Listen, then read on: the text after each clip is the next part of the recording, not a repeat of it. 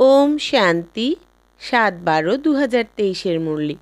বাবা বলছেন, মিষ্টি বাচ্চারা, পুরনো দুনিয়ার থেকে মমত্ব কাটিয়ে সার্ভিসের উদ্যম রাখো, খুশিতে উল্লাসে থাকো, সার্ভিসের বিষয়ে কখনো ক্লান্ত হয়ো না। প্রশ্ন: যে সকল বাচ্চারা জ্ঞানের নেশায় বিভোর হয়ে থাকবে তাদের লক্ষণ কী হবে? উত্তর: তাদের সেবা করবার জন্য খুব আগ্রহ থাকবে।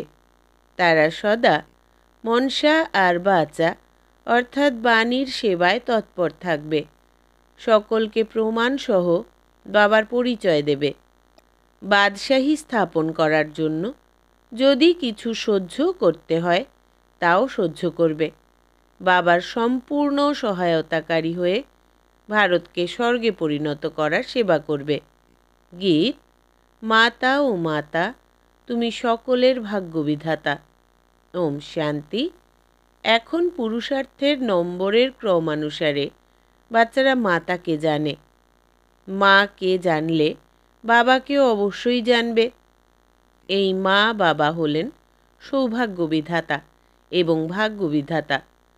সৌভাগ্যবিধাতা তাদের বলা হবে যারা পুরুষার্থ করে সম্পূর্ণরূপে নিজের সৌভাগ্য তৈরি করে। সূর্যবংশীয় চন্দ্রবংশীয় কুলের উত্তরাধিকার পায়, তাও আবার নম্বরের ক্রমানুসারে। অনেকে তো এমনও হয় যেন ভিল, মানে ভালো জিনিসের মর্ম বোঝে না, তাই না? অত্যন্ত সাধারণ প্রজা হয়ে জন্ম নেবে। তারা তেমন পদমর্যাদা পাবে না। বাবা তো অবশ্যই বোঝাবেন, বাচ্চারা, এই পুরানো দুনিয়ার সাথে মমত্ব রেখো না। দুঃখী এই দুনিয়া চিৎকার করতেই থাকে। বাচ্চাদের মধ্যে সার্ভিস করার শখ আর উদ্যম চাই। যদিও কারো কারো উদ্যম থাকে, কিন্তু সার্ভিস করার কলা কৌশল জানা থাকে না।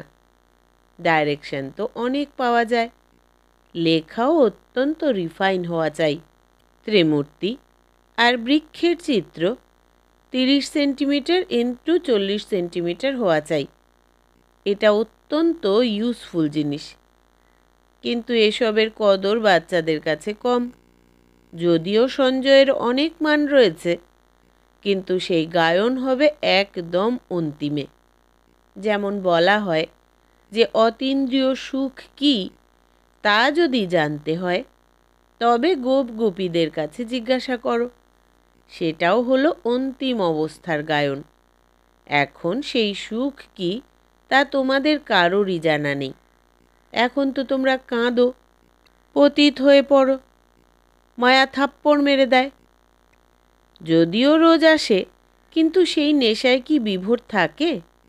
সার্ভিসের অনেক চান্স তোমরা পাও। এখন বলতে থাকে ওয়ান রিলিজিয়ান হোক। ভারতে এক গভর্নমেন্ট ছিল, তাকেই স্বর্গ বলা হতো, কিন্তু কেউ জানে না 5000 বছর পূর্বের কথা, যখন এক গভর্নমেন্ট ছিল। 2500 বছরও বলতে পারো, কারণ রাম রাজ্যেও এক গভর্নমেন্ট ছিল। 2500 বছর পূর্বেও সত্যযুগ ত্রেতায় এক গভর্নমেন্ট ছিল। দ্বিতীয় কিছু ছিলই না যে দুহাতে তালি বাজবে। এখানে তো বলা হয় যে হিন্দি চিনি ভাই ভাই, কিন্তু দেখো কি করতে থাকে, গুলি চালাতে থাকে। এই দুনিয়াই এমন। নারী পুরুষও পরস্পরের সাথে লড়াই ঝগড়া করে। স্ত্রী তার স্বামীকেও থাপ্পড় মারতে দেরি করে না। ঘরে ঘরে কলহ রয়েছে। 2500 বছর পূর্বের কথা ভারতবাসীরাও ভুলে গেছে যে এক গভর্নমেন্ট ছিল। এখন তো অনেক গভর্নমেন্ট, অনেক ধর্ম, তাই অবশ্যই কলহ থাকবে। তোমরাই জানাও যে ভারতে এক গভর্নমেন্ট ছিল, তাকে বলা হয় ভগবান ভগবতীর রাজ্য। ভক্তিমার্গ আসে পরে। সত্যযুগ ত্রেতায় ভক্তি হয় না। মানুষ অনেক নিজের অহংকার দেখায়, কিন্তু জ্ঞান কড়িতুল্য নেই। এমনিতে তো জ্ঞান অনেক আছে, ডাক্তারির জ্ঞান, ব্যারিস্টারির জ্ঞান। বাবা বলেন, যাকে ডক্টর অফ ফিলসফি বলা হয় তার কাছেও এই জ্ঞান যৎ সামান্যও নেই। ফিলসফি কাকে বলা হয় তাও বোঝে না। তাই বাচ্চারা, তোমাদের সার্ভিসের প্রতি আগ্রহ থাকতে হবে, স্থাপনার কার্যে সহায়তাকারী হতে হবে, ভালো জিনিস বানিয়ে মানুষকে দিতে হবে। যেমন মানুষ তেমনভাবেই তাকে নিমন্ত্রণ জানানো হয়। যেমন গভর্নমেন্টে অনেক অফিসার রয়েছে, শিক্ষামন্ত্রী, মুখ্যমন্ত্রী রয়েছে, এখানেও তেমনই অফিস হওয়া উচিত। ডাইরেকশন পেলে তা পুনরায় কার্য ব্যবহারে আনতে হবে। এখন দেখো, গোরক্ষপুরীতে গীতাও বেরোয়, সব ফ্রিতে দেওয়ার জন্য তৈরি থাকে। যেসব সংস্থা রয়েছে তাদের সবারই অনেক তহবিল রয়েছে। কাশ্মীরের মহারাজার মৃত্যুর পর সব ধন সম্পদই আর্য সমাজীয়রা পায়, কারণ তিনি আর্য সমাজের ছিলেন। সন্ন্যাসী ইত্যাদিদের কাছেও অনেক ধন থাকে। তোমাদের কাছেও যে টাকা পয়সা ইত্যাদি রয়েছে, সেই সব এই সেবায় দিয়ে দাও, যাতে ভারত স্বর্গে পরিণত হতে পারে। তোমরা স্বর্গ বানাতে সাহায্য করো। রাত দিনের পার্থক্য, তারা দিন প্রতিদিন নরকবাসী হতেই থাকে, আর তোমাদের এখন বাবা স্বর্গবাসী বানায়। এখন তো সকলেই গরিব, এমন নয় যে আমরা টাকা পয়সা জড়ো করি। তোমরা তো বলো যে বাবা টাকা পয়সা সব যোগ্যতে সেবায় লাগিয়ে দাও। এই সময়ে তো সবাই নিজেদের মধ্যে লড়াই ঝগড়া করতে থাকে। এক গভর্নমেন্ট তো হতে পারে না। তাই গভর্নমেন্টকে বলা উচিত যে সূর্যবংশীয় চন্দ্রবংশীয় রাজ্যে বরাবরই এক গভর্নমেন্ট ছিল, আর তোমরাও চাও, তাই তা অবশ্যই হবে। বাবা স্বর্গের স্থাপনা করছেন, তিনিই হলেন হেভেনলি গডফাদার। আমরা এক দৈবী রাজ্যের স্থাপনা করছি, সেখানে আসুরি গভর্নমেন্ট থাকে না। তোমাদের কাছে খুব ভালো নলেজ রয়েছে, অনেক কাজ হতে পারে। দিল্লি হলো হেড অফিস, অনেক সেবা করতে পারা যায়। ওখানে বাচ্চারাও অত্যন্ত ভালো। জগদীশ সঞ্জয়ও রয়েছে, কিন্তু সঞ্জয় তো এখানে সবাই, কোনো একজন নয়। তোমরা প্রত্যেকেই সঞ্জয়। তোমাদের কাজ হলো সবাইকে রাস্তা দেখানো। বাবা তো ভালো মতন বোঝান, কিন্তু বাচ্চারা নিজের কাজকর্মে সন্তানদের প্রতিপালনে ব্যস্ত হয়ে থাকে। তোমরা গৃহস্থ ব্যবহারে থেকে বাবার সহায়তাকারী হয়েছ, ওরা হয়নি। এখানে তো সার্ভিস করে দেখাতে হবে। এক রাজ্য কিভাবে স্থাপিত হচ্ছে, এই চক্র ড্রামাকে দেখো, তার সময়কে দেখাচ্ছে। যেমন রাবণের চিত্র বানিয়েছ, তেমন বড় চক্র বানিয়ে লেখা উচিত। এখন কাঁটা অর্থাৎ কাল চক্রের কাঁটা এখানে এসে পৌঁছেছে। পুনরায় এক গভর্নমেন্ট হবে। বাবা ডাইরেকশন দেন। শিব বাবা তো অলি গলিতে গিয়ে ধাক্কা খাবেন না। যদি ইনি অর্থাৎ ব্রহ্মা যান, তাহলে শিব বাবাকে ধাক্কা খেতে হবে। বাচ্চাদের রিগার্ড রাখা উচিত। এই সার্ভিস করা বাচ্চাদের কাজ। লেখা উচিত এক গভর্নমেন্ট যা ভারতে ছিল তা পুনরায় স্থাপিত হচ্ছে। কত বছর ধরে এই যজ্ঞ রচনা করা হয়েছে। সমগ্র দুনিয়ায় যত নোংরা আছে তার সবই এর মধ্যে বিসর্জিত হয়ে যাবে। এ অতি সহজ, কিন্তু সকলকে বোঝানোর জন্য সময় চাই। রাজা তো কেউ নেই, কোনো একজনকে কি সবাই মানবে?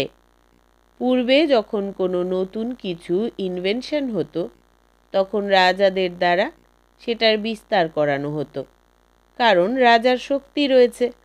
রাজা হতে পারবে এক তো রাজযোগের দ্বারা, অথবা অগাধ ধনদানের দ্বারা। এখানে তো হলো প্রজার রাজ্য। এক রাজ্য অর্থাৎ এক পার্টি নয়। একজন গরিব সিপাহীরও এখানে গভর্নমেন্ট রয়েছে, অর্থাৎ পার্টি রয়েছে। কাউকে অপমান করতেও সময় নেয় না। এই রকম নানান কাজকর্ম হতে থাকে। কিছু পয়সা দিলে বড় মন্ত্রীকেও মেরে ফেলে। তাই বাচ্চারা, তোমাদের সেবার চান্স নিতে হবে, শুয়ে থাকলে চলবে না। যেমন সৎসঙ্গে গিয়ে কথা শুনে আবার ঘরে ফিরে এসে তেমনই পূর্বের মতো হয়ে যায়, কোনো উদ্যম থাকে না। ঠিক তেমনই বাচ্চাদের মধ্যেও উদ্যম কম। গভর্নমেন্টের ফুলের বাগানে খুব সুন্দর ফার্স্ট ক্লাস ফুল থাকে, তাদের ডিপার্টমেন্টই আলাদা হয়। কেউ গেলেই তাকে প্রথমে ফার্স্ট ক্লাস ফুল উপহার দেবে। বাবারও এটা ফুলের বাগান। যখন কেউ আসবে তখন আমরা তাদের কি ঘুরিয়ে দেখাবো? তাদের নাম বলবে যে এখানে ভালো ভালো ফুলও রয়েছে, আবার টগর আকন্দ ফুলও রয়েছে। উজ্জ্বল নয়, সার্ভিস করে না। প্রত্যেক দিন কাউকে না কাউকে বাবার পরিচয় অবশ্যই দেওয়া চাই। তোমরা তো গুপ্ত, এবং তোমাদের কত বিঘ্ন পড়ে। সার্ভিসের উপযুক্ত হওনি। বাবা বারবার বলেন মন্দিরে যাও, শ্মশানে যাও, গিয়ে ভাষণ করা উচিত। বাচ্চাদের সার্ভিসের প্রমাণ দিতে হবে। শয়ে শয়ে আসবে, তার মধ্যে থেকে কেউ কেউ বেরিয়ে আসবে। মিত্র সম্বন্ধীদেরও বোঝানো উচিত এখানে আসতে ভয় পায়। তাদের ঘরে গিয়েও বোঝাতে পারো। বাবার পরিচয় পেলে অত্যন্ত খুশি হয়ে যাবে। বাবা বলেন সার্ভিসে ক্লান্ত হয়ে পড়া উচিত নয়। 101 জন বেরোবে। বাদশাহী স্থাপন করতে হলে অবশ্যই অনেক কিছু সহ্য করতে হবে। যতক্ষণ পর্যন্ত না গালি খাবে ততক্ষণ পর্যন্ত কলঙ্গিধর হবে না। জ্ঞানের নেশায় মত্ত হয়ে আছে, কিন্তু রেজাল্ট কোথায়? আচ্ছা, 10-12 জনকে জ্ঞান দিয়েছ, তার মধ্যে থেকে যদি 1-2 জন জাগে, তাও তা বাবাকে বলা উচিত, তাই না? সার্ভিসের শখ চাই, তবে তো বাবা পুরস্কার দেবেন। বাবার পরিচয় দাও। তোমাদের বাবাকে, তবেই তো অবিনাশী উত্তরাধিকারের নেশায় বিভোর হবে। তোমরা ভাষণ করো। সম্পূর্ণ বিশ্বে একমাত্র ব্রহ্মা কুমার কুমারী ছাড়া বিশ্বের হিস্ট্রি, জিওগ্রাফি আর কেউই জানে না। চ্যালেঞ্জ করো। বাবা শ্মশানের কথা তুলেছেন, তাই তোমাদের শ্মশানে গিয়ে সার্ভিস করা উচিত। কাজকর্ম তো 6-8 ঘন্টা করবেই, বাকি সময় কোথায় চলে যায়? এই রকমভাবে তোমরা উচ্চ পদ প্রাপ্ত করতে পারবে না। বাবা বলবেন তোমরা এসেছো নারায়ণকে বা লক্ষ্মীকে বরণ করবে, কিন্তু নিজের চেহারা তো দেখো। বাবা তো যথার্থভাবেই বোঝান, তাই না? একটাই টপিক অর্থাৎ বিষয় তোলো, যে ওয়ার্ল্ডের হিস্ট্রি, জিওগ্রাফি এসে বোঝো কেমনভাবে তা রিপিট হয়। সংবাদপত্রে দাও। হল নেওয়ার চেষ্টা করো। তোমরা তো 3 পা অর্থাৎ ইন্দ্রলোকের আধিপত্য পুনরায় ফিরে পাওয়ার জন্য বিষ্ণু বামন অবতার রূপে অসুররাজ বলির কাছে যে 3 পা পৃথিবী প্রার্থনা করছিল, ততটা জমিও পাও না। জানে না তোমরা হলে পরমধামের ফরেনার্স, আর তারা সবাই পরমধাম থেকে এসেছে, তাই এখানে সবাই বিদেশি, তাই না? কিন্তু তোমাদের এই ভাষা কেউ বুঝতে পারে না। এখানে সাকার রূপে কখনো বলা হয় না যে পা ছৌ, এটা করো। যেমন সাধু মহাত্মাদের পদচুম্বন করে ধুয়ে সেই জল পান করে, একে তত্ত্বপূজা বলা হয়। 5 তত্ত্বের শরীর, তাই না? ভারতের কি দুর্দশা হয়েছে! তাই বাবা বলেন যে সেবার প্রমাণ দাও, সবাইকে সুখ দাও। এখানে তো ব্যাস কেবল যেন এই উদ্বেগই থাকে, এই চিন্তাই থাকে। বুদ্ধিযোগ যেন বাবার সাথে থাকে। গীত, মাতা তুমি সকলের ভাগ্যবিধাতা। মাতা জগদম্বা হলেন ভাগ্যবিধাতা। মাতাই পদ প্রাপ্ত করে। তিনিও বলেন শিব বাবাকে স্মরণ করো, আমি তাঁর থেকেই ধারণ করি, অন্যদের ধারণ করাই, সৌভাগ্য নির্মাণ করি। তোমরা হলে ভারতের সৌভাগ্য বিধাতা, আর তাই কত নেশা থাকা উচিত। যা মাম্মার মহিমা তাই বাবার মহিমা, আর তাই দাদারও মহিমা। বাচ্চারা, তোমাদের যজ্ঞের স্থূল সেবাও করা উচিত, আবার রুহানি সেবাও অবশ্যই করা উচিত। মনমনা ভব মন্ত্র সবাইকে দিতে হবে। মনমনা ভব এ হলো মনসা আর মধ্যাজি ভব এ হলো বাণীর সেবা। এর মধ্যে কর্মণাও এসে যায়। কন্যাদের সার্ভিসে লেগে পড়া উচিত। গ্রামে সার্ভিস ভালো হয়, বড় শহরে তো অনেক ফ্যাশন, টেম্পটেশন অনেক, কি আর করা যাবে? তাহলে কি বড় শহরকে ছেড়ে দেবে? এমনও নয়, বড় শহর থেকে ধনীদের থেকে আওয়াজ ছড়াবে। আর দুনিয়াকে তো এই মনমনা ভবর জাদু মন্ত্রের দ্বারা স্বর্গে পরিণত করতে হবে। বাবা বসে বোঝান, এই জগদম্বা কে?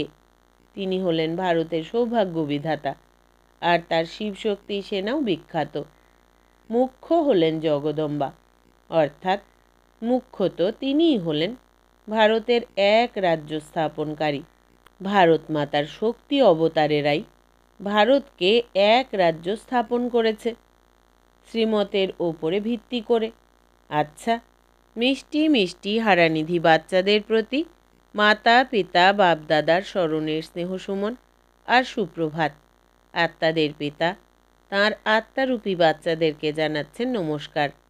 আমরা আত্মা সন্তানেরা আমাদের আত্মা পিতাকে জানাই স্মরণের স্নেহসুমন, সুপ্রভাত আর নমস্কার। ধারণার জন্য মুখ্যসার: 1. বুদ্ধিযোগ এক বাবার সাথেই রাখতে হবে। মনমনা ভবর জাদু মন্ত্রের দ্বারা এই দুনিয়াকে স্বর্গ বানাতে হবে। 2. সার্ভিস করতে গিয়ে কখনো ক্লান্ত হয়ে পড়ো না। স্থূল সেবার সাথে আধ্যাত্মিক সেবাও করতে হবে।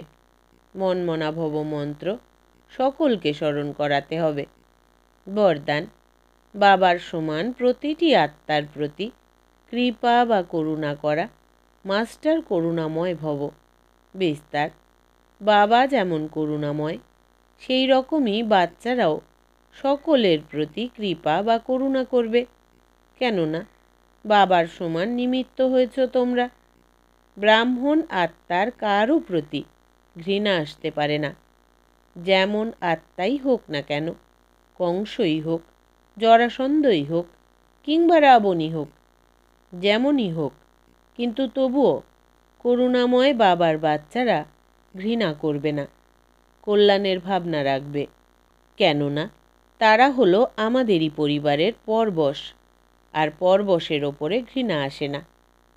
স্লোগান: মাস্টার জ্ঞান সূর্য হয়ে শক্তিরূপী কিরণের দ্বারা দুর্বলতা রূপী নোংরা আবর্জনাগুলিকে ভস্ম করে দাও। মাস্টার জ্ঞান সূর্য হয়ে শক্তিরূপী কিরণের দ্বারা দুর্বলতা রূপী নোংরা আবর্জনাগুলিকে ভস্ম করে দাও। আচ্ছা, আজকের সমান হচ্ছে: আমি মাস্টার করুণাময় আত্মা। ওম শান্তি।